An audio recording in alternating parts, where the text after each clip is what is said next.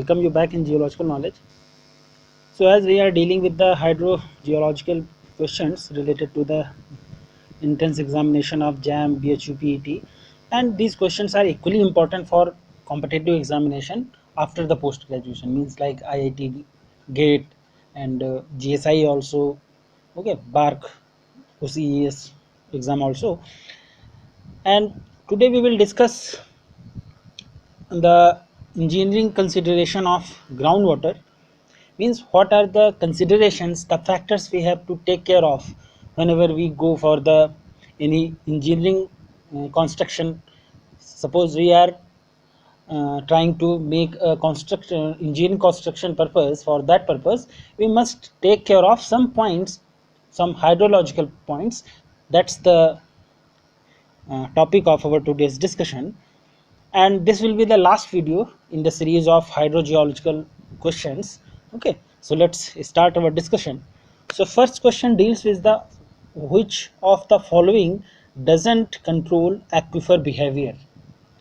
Aquifer behavior that has been controlled by several factors, and which one doesn't control the behavior.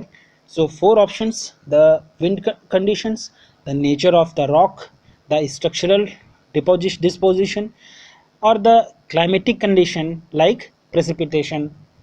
So out of these four options we can easily identify that wind condition, that is not going to decide the control, that has no control on the aquifer behavior. So as the storage reservoir, the aquifer behavior that is directly control the nature of the rock and its porosity. The structural disposition means in which type of rock material the aquifer is lying there, whether it's faulted, folded, jointed, or what is the structural properties of these rocks. So they will decide, they will guide the position as well as the structure of the aquifer and subsequently its behavior also. And with regard to the recharge point or the places, means what are the places of the recharge area from where the material or from where the recharge area is coming. Okay, and the climatic conditions also like precipitation, annual precipitation. Okay, so as we can see, out of these four options wind condition doesn't control the aquifer behavior, so option A is the right answer.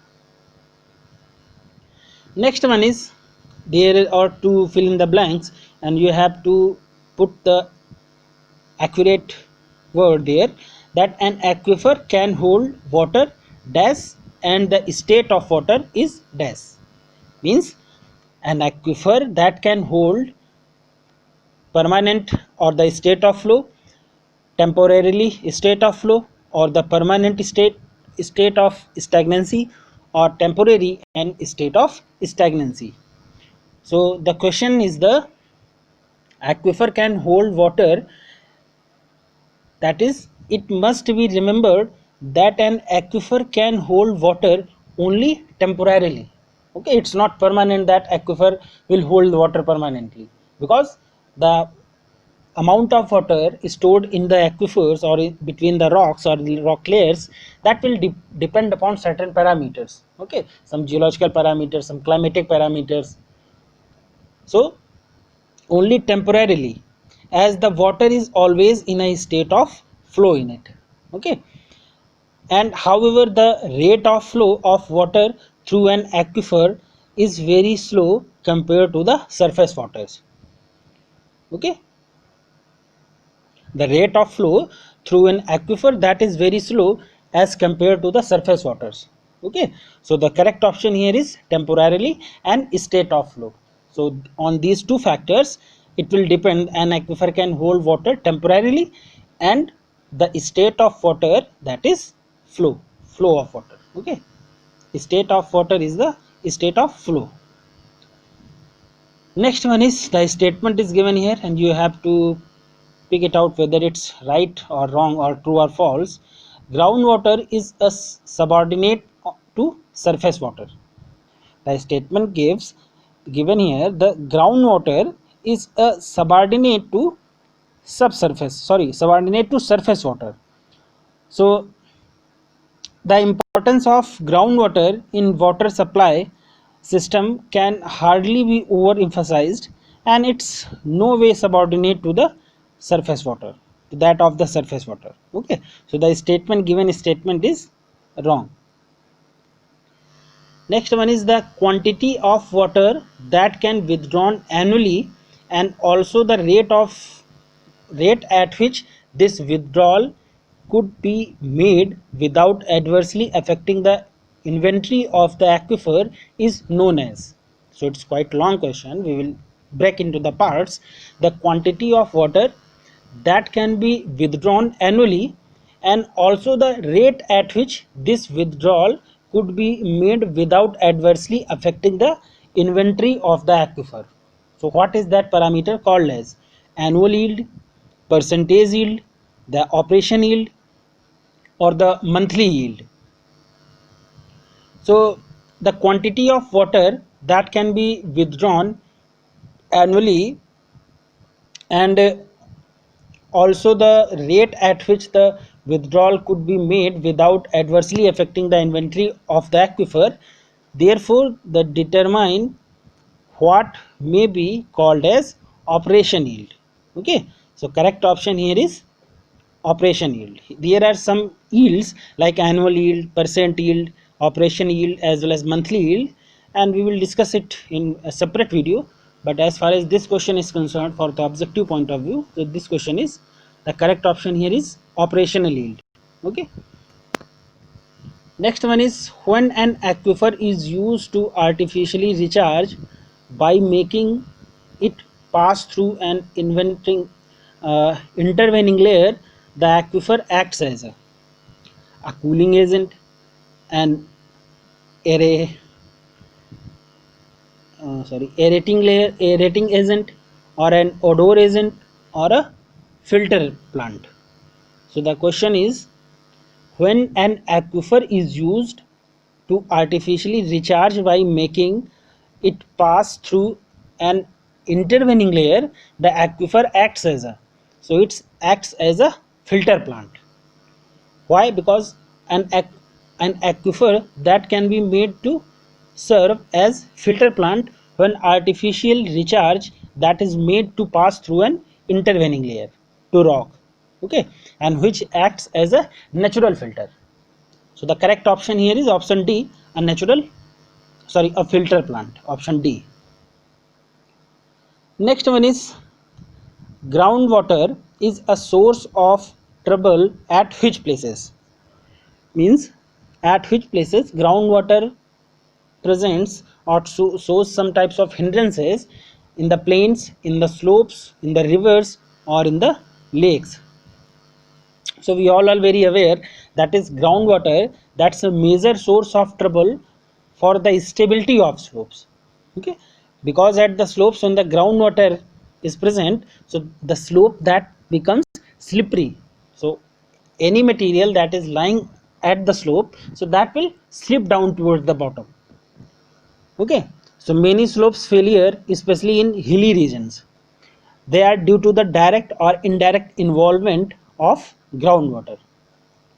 Okay, because the groundwater that acts as a lubricating agent, so that's why the material which is lying at the slopes, so that slide down at to the bottom, and this process is very evident in the hilly regions. Okay, and in Indian continent if we talk about, so in the Himalayan region we can see this process. Okay, during the landslide process or during the earthquake process.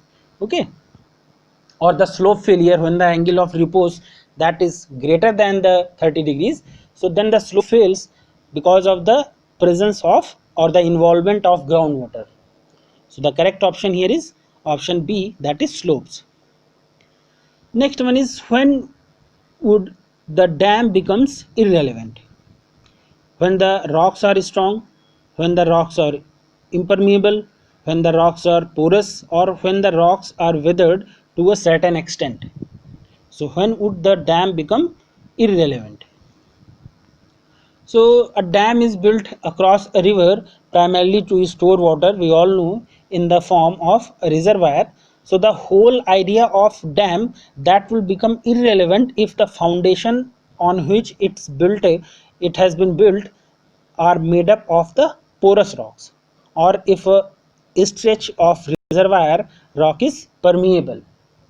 Okay, so what I mean, what the explanation says, that is the purpose of the construction of a dam, that is to store the water in the form of a reservoir. Okay, and the whole idea that becomes irrelevant if the foundation rock that is made up of the porous rocks or the permeable rocks. If the rocks which are the foundation rock, they are porous or permeable, so because of the porosity and permeability of the rocks, the groundwater that will seep into the rocks and in between the layers, so that will make the whole construction material, whole dam, unsuitable, okay, or irrelevant. Okay, so the correct option here is when the rocks are porous. Okay, option C is the right answer. Next one is, which quality of rocks should be known properly for the foundations of dam, reservoirs, etc. The color knowledge, geological knowledge, or the hydrological knowledge, or the history of the formation of the rock. Okay, so we all are aware with the fact that is the hydrogeological processes. These are very important for one to understand and to test these uh, functions or these factors whenever the construction of dams and reservoir has to be taken place. So the position of the water table and the hydrogeological qualities of a rock forming foundations and the abutments of the dams as well as the reservoir must be known prior to the construction purpose. Okay, before we start our construction work, there must be a uh, long test or the testing material. There should be a test for the suitability of the rocks. Okay, whether they are porous, permeable, or non-permeable, non-porous. Okay, so the hydrogeological properties, they have to be tested before the construction of dams, reservoirs, or any construction material. Okay, or for the building purpose also. The correct option here is C. Next one is an associated protection of rising water table is the development of loss of nutrients, loss of good quality of water, salinity of water, increase in the turbidity currents. So associated protection of rising water table is the development of. So the question is there. So the associated trouble with the rising water table is the development of the salinity of the soils.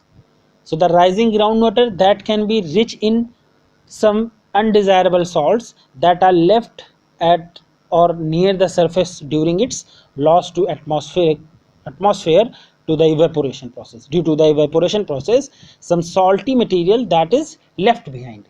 Okay, so that's why salinity of water is the right answer. C, option C.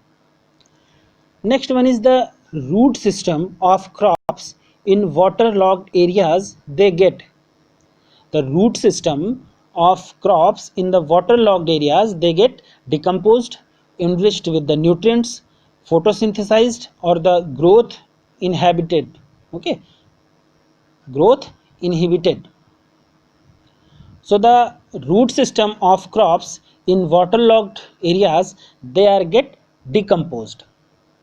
So large areas of land in the Indian subcontinent, they are affected by the waterlogging because the excess of the water. So the root system of crops, they are get waterlogged. Okay, and subsequently decomposed also. So the correct option here is A. And the last question of this discussion, the lubricating action of water is a positive action for slope rocks. The lubricating action of water, that is a positive action for the slope rocks. So the statement is this, and you have to pinpoint whether it's true or false. True or false. So we all know that is the soil creep and the solidification, these are causes mainly due to the groundwater, or caused mainly due to the groundwater. So these are the slope failures, the soil creep and the solidification processes. So the lubricating action of water, besides its negative effect to the strength parameters of the rocks, is the major cause in initiating the massive landslides. Okay, so the statement that is the lubricating action of water is a positive action for slope rocks, so that is wrong or false statement. Okay, so this lubricating action, that is negative action for the slope rocks. Okay, so the correct option here is option B. So this was our discussion about the engineering consideration of groundwater and the aquifers also. Okay, and it's quite important for the exam point of view, because the questions are generally asked from these areas. Okay, thank you.